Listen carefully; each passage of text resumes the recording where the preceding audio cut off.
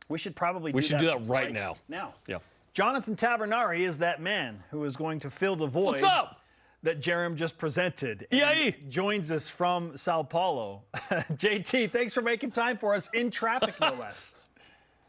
Hey guys, the weather is a little bit cloudy. There's a little bit of rain here. There's a couple of traffic jams. Police blitz looking for some drug dealers. But the church is still true. The temple's operational, and I'm just getting noticed right now that Brazil is the largest population of LDS members outside of America. So yeah, back to you, a studio, Jerem. Hey, these are my people, man. Went to Porto Alegre, lived in Sao Paulo, obviously, for 2 months in the CTM, as they say. How is Brazil, and what are you doing in Brazil, man? Work. Brazil is great. You served in Porto Alegre, so you and I chat a little bit about this online, but very sad what's happening over there now with the floods. Yep. The entire country is mobilizing. A lot of people in Utah are mobilizing as well, and so it's a very chaotic, sad scene there. But Brazilians are resilient and they're fighting through it. And just lots of thoughts and prayers with the people of Porto Alegre right now. Jonathan Tavernari is with us on BYU Sports Nation. We've been discussing BYU's roster. It is fluid. And most recently, Noah Waterman, JT, has entered the transfer portal. 6'11", shooter, stretch 4, guy that gave maximum effort and was a rebounding help for BYU. What do you think of the loss of Noah Waterman, and how much concern should BYU fans be feeling because he is in the portal? So I don't want to diminish Noah's importance to the season last year, mainly because the leap that we saw him take from 2 years ago to last year was incredible. There were games that he literally shot us in a game and he made them in bunches, and it was incredible. The way that he rebounded was, impressive. Towards the end of the season, we saw a little bit less of his productivity.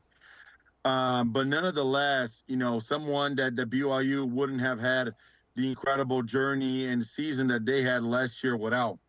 Now, with that being said, clearly there's going to be someone who's going to need to step up, and just looking at the way things are, I'm very, very excited about Brody Kozlowski, right? Brody doesn't have the experience that Noah has, hasn't been to the NCAA tournament, hasn't played, in the Big 12.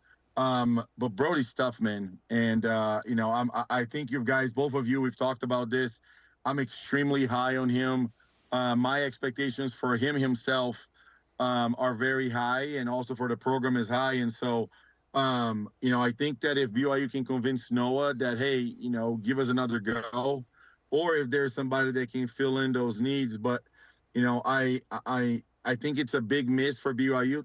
Certainly not, Dallin Hall, Richie Saunders size of a miss, but, something that if you can,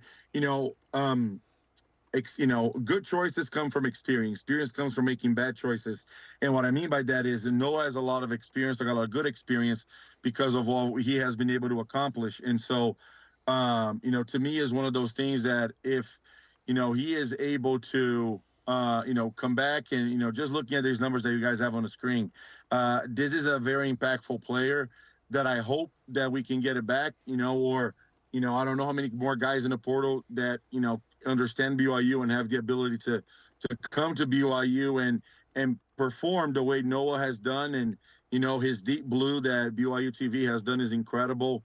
All of these things to me are priceless, but, I'm certainly excited to see what happens in the next couple of weeks. 5 scholarships are available. Certainly one would be given to Noah Waterman, one would be given to Jackson Robinson if they wanted to return. So there are at least 3, right, for other people. Where do you prioritize what BYU needs next? Because certainly they need more bigs. They've identified that they need a wing who can defend and someone who can score off the bounce. What's your priority among those 3? I will probably say a big. I take that back because we just signed Keba, but I'll probably say a wing that can score. I agree with that. And so the reason why is missing Jackson Robinson, the team's leading scorer. I don't know if you'll go to Kentucky, to play for he who shall not be named, but I I will say this. I don't know if he's going to go to where, play for he who shall not be named, mainly because if you guys keep looking at these draft boards, he keeps going up. He's now up to 46. And so it wouldn't surprise me to have him play himself into the 30s. And so I have a hard time believing Jackson Robinson will come back to college, right? However, there are some guys that will take a pay cut when they go professional or become pros, from college. And so, but anyway, so I would say that the most glaring need right now is a wing that can score. Just looking at what we have right now, Trevin Nell is a specialist. He's a shooter, not somebody that it will certainly be able to score, 5, 6, 7, 10 3-pointers that we've seen it. But I think a consistent wing scorer, definitely somebody who's going to be there. The jury's out on Dawson, not from a quality perspective or abilities, but to be able to see how much he will deliver, right? And then we know Dallin is not a pure scorer. That's not his game. And we know Richie can fill it up. But again, if you can have somebody that can have, 12, 13 points a game, and then you can make Trey and Dawson, more of a backup role towards Dallin, I think you're complementing a team that went to the NCAA tournament, and you can do it in a way that will allow you, to compete again in the Big 12, be towards the top half of the league, and be able to be, successful and effective, next season as you were in this season. Jonathan Tavernari is joining us live from Brazil, and the opinions they carry through international borders. That is Vamos lá! Okay, JT, assess the current staff and roster right now for BYU basketball, and we know that some more key pieces are eventually going to be added, but as the roster stands, what is good enough for BYU and Kevin Young in year one? How much of some pad or leeway are you going to give him to make the transition from the pro game to the college game, but still be enough that you and everyone in the BYU basketball community feels like, yes, this was a good season and BYU's in a good place? Well, I will say this, I think we all were ready to give a pretty big pass to, to Mark Popin and the team last year. And we were extremely blown away and just amazed at how incredible that year was, right? And so from that perspective, I feel like, the same level of rope and leeway I was ready to give last year, I will be able to do just that this year, if not more. And so definitely able to do that and looking to do that, because I think it's a rebuilding year. I think it truly is, right? Last year, we're like, hey, it's the first year in the Big 12. Let's just let's give these guys the benefit of a doubt. This year, it's the expectations that I had for last year. I'm going to apply them to this year. I want to give Kevin Young a full off season. He certainly no way has had a full off season. He was here part-time with this, with the Suns. I think that's pretty clear. And, after this first year, I'm just expecting us to have a great impactful year. Whatever it comes, I think it'll be great. Certainly hope that it will be a productive one, just because of the level of, the investment that we're making on NIL in players and the way that we are putting, we came back we got some dogs to come back. And so I think because of that, it will be incredibly helpful to have, a really good season with Dallin playing a prominent role, with Richie playing a prominent role.